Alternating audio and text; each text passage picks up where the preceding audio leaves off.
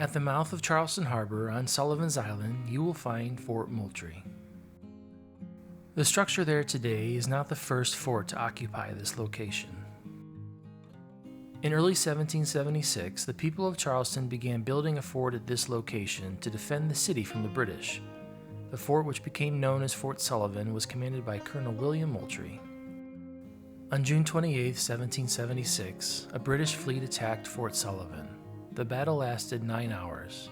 During that time, the British fired more than 7,000 rounds. Thanks to the fort's use of palmetto logs, the shots had little effect and the Patriots were able to repel the British.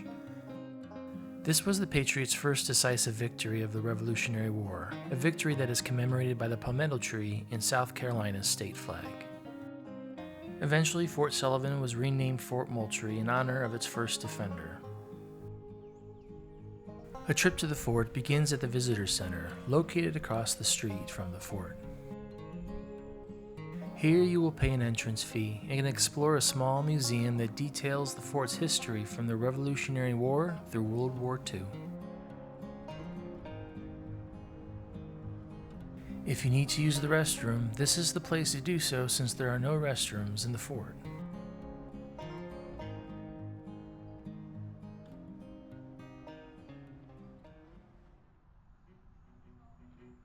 After exploring the museum, head over to the fort where you will enter through its sally port.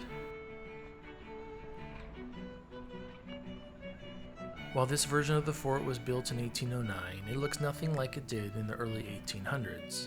There have been many changes to the fort over the years, changes that are well explained by placards placed throughout the fort.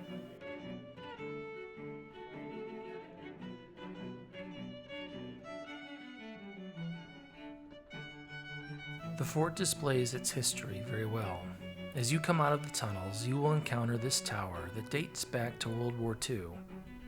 Underneath the tower are rooms restored to look as they did during the war.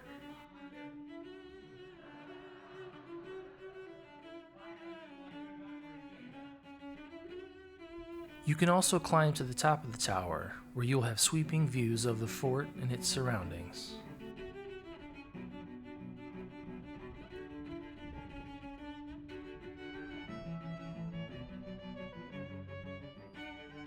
Next to the tower, you will find what the batteries looked like during the Spanish-American War and World War I.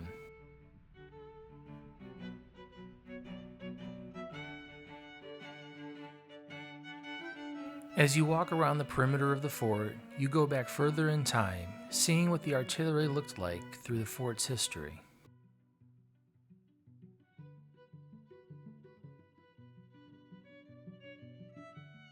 Eventually, you'll come to artillery dating back to the Civil War, an important period in the fort's history.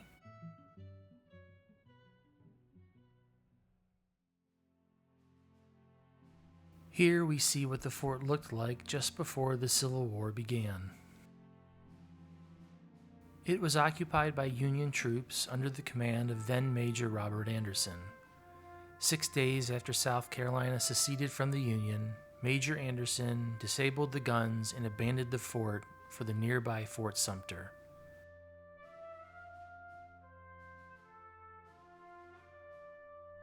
Not long after, Confederate soldiers occupied the fort and prepared it for war.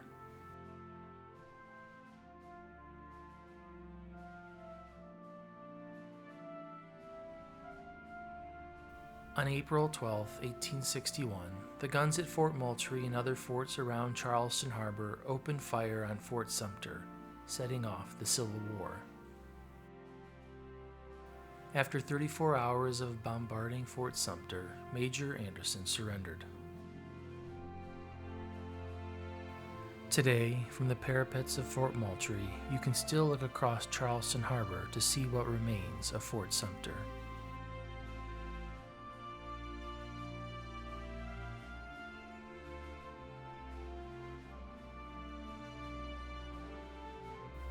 Fort Moultrie was on the receiving end of bombardments for the remainder of the war.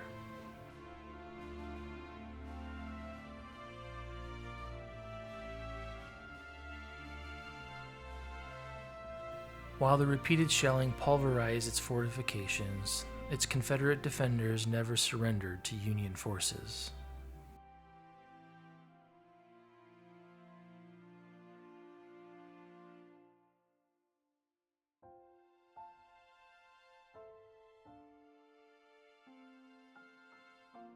In February 1865, Confederate troops abandoned Charleston and Fort Moultrie, allowing the Union to retake it.